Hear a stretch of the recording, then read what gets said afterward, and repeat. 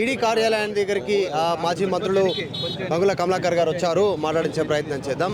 Sir, ED ఈరోజు విచారణకు వచ్చినటువంటి సందర్భం కేటీఆర్ మాకు సంపూర్ణ విశ్వాసం ఉంది ఈడీ మీద.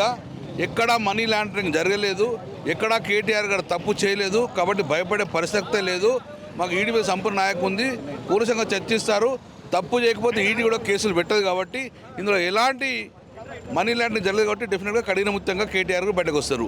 ఈరోజు కేటీఆర్ గారు చేసిన పని ఏంది? హైదరాబాద్ యొక్క బ్రాండ్ ఇమేజ్ పెంచే ఉద్యోగం చేసింది. కాబట్టి తెలంగాణ సమాజం మొత్తం కూడా కేటీఆర్ వెంబడే ఉన్నది.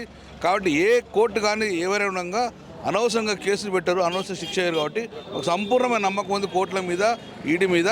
కడిగిన ముత్యాలుగా బయటకు వస్తాడు. అసలు ఏం జరుగుతుందండి? ఎందుకంటే అధికార పార్టీ నుంచి మంత్రులు, విప్పులు, ఎమ్మెల్యేలు వరుస కామెంట్లు చేస్తూ ఉన్నారు కేటీఆర్ పైన, ఈ ఫార్ములా ఈ పైన ఎందుకు వ్యాఖ్యలు చేస్తూ ఉన్నారు. ఈరోజు కేటీఆర్ గారు కానీ బీఆర్ఎస్ పార్టీ కానీ కేంద్రంలో రాష్ట్రంలో ప్రభుత్వం లేదు.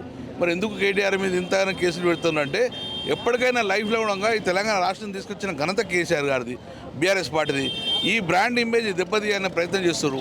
మా పార్టీ యొక్క ఇమేజ్ దెబ్బతీయ ప్రయత్నం చేస్తున్నారు. కాబట్టి ఇందులో కుట్రలో భాగంగా కానీ ఈ కేంద్ర ప్రభుత్వం, రాష్ట్ర ప్రభుత్వం మ్యాక్సిమం ఈ టర్మ్ ఉంటుంది, తర్వాత ఉండే పరిస్థితి లేదు. కాబట్టి డెఫినెట్గా మా యొక్క పార్టీ యొక్క ఇమేజ్ దెబ్బతీసే ప్రయత్నంలో భాగమే.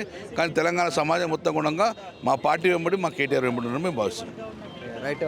మాజీ మంత్రులు గంగుల కమలాకర్ చెప్తా ఉన్నారు, కావాలని వాంటెడ్లీ కేసు పెడతా ఉన్నారు అనేటువంటి ఒక స్టేట్మెంట్ చేస్తూ ఉన్నారు. సో ఈడీ పైన నమ్మకం ఉందనేటువంటి స్టేట్మెంట్ కూడా చేస్తూ ఉన్నారు. త్వరలోనే కఠిన ముత్యాల కేటీఆర్ బయటికి రానున్నారు ఈ కేసు నుంచి. ఎందుకంటే అవినీతి జరగలేదనేటువంటి స్టేట్మెంట్ని గంగుల కమలాకర్ చేస్తూ ఉన్నారు. ప్రపంచంలో ఏ మూల ఏ క్షణం ఏం జరుగుతుందో వేగంగా తెలుసుకోవడానికి తొలి వెలుగు వాట్సాప్ ఛానల్ని ఫాలో చేయండి.